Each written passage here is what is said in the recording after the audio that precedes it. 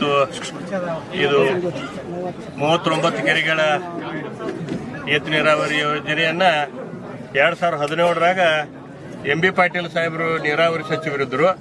ಆ ಹೇಳಿದಾಗ ಅವರಿಗೆ ವಿನಂತಿ ಮಾಡ್ಕೊಂಡಾಗ ಅವರು ಬಜೆಟ್ದಾಗ 60 ಕೋಟಿ ಅನುದಾನವನ್ನು ಇಟ್ಟು ಆಗ 17ರಾಗ ಮಂಜೂರು ಮಾಡಿ ಕೊಟ್ಟರು. ಆಗ ನಾವೆಲ್ಲರೂ ಈ ಭಾಗದ ರೈತರಿಗೆ ಎಲ್ಲರಿಗೂ ಗೊತ್ತಾಯ್ತು. ಒಂದು 20 ಜೀಪ್ ಎಲ್ಲರೂ ನಾವು ಮಾಡ್ಕೊಂಡು ಬಿಜಾಪುರಕ್ಕೆ ಹೋಗಿ ಅವ್ರಿಗೆ ಸನ್ಮಾನ ಮಾಡಿ ಬಂದಿದ್ದೆವು. ಎಲ್ಲ ರೈತರು ಇಲ್ಲಿ ಬಂದಿದ್ದಾರೆ. ಆಗ ಮಂಜೂರು ಆದ ಬಳಿಕ ಟೆಂಡರ್ ಆಯಿತು. ಆಗ ಉಸ್ತುವಾರಿ ಸಚಿವರು ರಮೇಶ್ ಜಾರಕಿಹೊಳಿ ಅವರಿದ್ದರು. ಅವ್ರ ನೇತೃತ್ವದಾಗ ಮತ್ತು ಸಿದ್ದರಾಮಯ್ಯ ಸಾಹೇಬರು ಮುಖ್ಯಮಂತ್ರಿ ಇದ್ರು.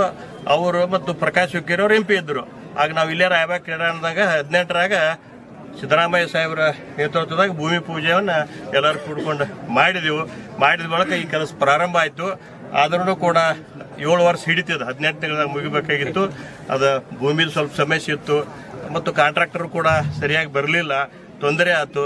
ಅದಕ್ಕೆ ಈಗ ನಮ್ಮ ಸತೀಶ್ ಜಾರಕಿಹೊಳಿ ಅವರು ಉಸ್ತುವಾರಿ ಸಚಿವರು, ಲೋಕೋಪಯೋಗಿ ಸಚಿವರು ಇದ್ದ ಬಳಿಕ ಅವರಿಗೆ ನಾವು ವಿನಂತಿ ಮಾಡ್ಕೊಂಡಾಗ ಅವರು ಕೂಡ ನಮಗೆ ಸಹಕಾರ ಕೊಟ್ಟ ಗುತ್ತಿಗೆದಾರರು ಕರೆಸಿ ಮತ್ತು KBದವ್ರು ಕರೆಸಿ ಇದಕ್ಕೆ ವೇಗವನ್ನು ಈಗ 1 ವರ್ಷದೊಳಗೆ ಅವ್ರ ಪ್ರಯತ್ನ ಮಾಡಿ ಇವತ್ತು ನಾವು ಅವರು ಎಲ್ಲರೂ ಕೂಡ್ಕೊಂಡು ಮತ್ತೆ ಇವತ್ತು ಅದನ್ನು ನೀರನ್ನು ಬಟನ್ ಬಡದ 39 ಕೆರೆಗಳಿಗೆ ಕೊಡುವಂಥ ವ್ಯವಸ್ಥೆಯನ್ನು ಇವತ್ತು ನಾವು ಮಾಡಿದೆವು. ಅದಕ್ಕೆ ನಿಮ್ಮೆಲ್ಲರ ಪರವಾಗಿ ಅವ್ರಿಗೆ ನಾನು ಧನ್ಯವಾದಗಳನ್ನ ಹೇಳ್ತೀನಿ ಸಚಿವರಿಗೆ. ಮತ್ತು ನೀವು ಎಲ್ಲರೂ ಕೂಡ ರೈತರ ಸಹಕಾರದಿಂದ ತಾವೆಲ್ಲರೂ ಅದರ ಉಪಯೋಗ ಪಡ್ಕೋಬೇಕಂತೇಳಿ ನಿಮ್ಮೆಲ್ಲರಿಗೂ ಕೂಡ ನಮಸ್ಕರಿಸಿ ಎಲ್ಲರಿಗೆ ಶುಭವಾಗಲಿ. ನಮಸ್ಕಾರ.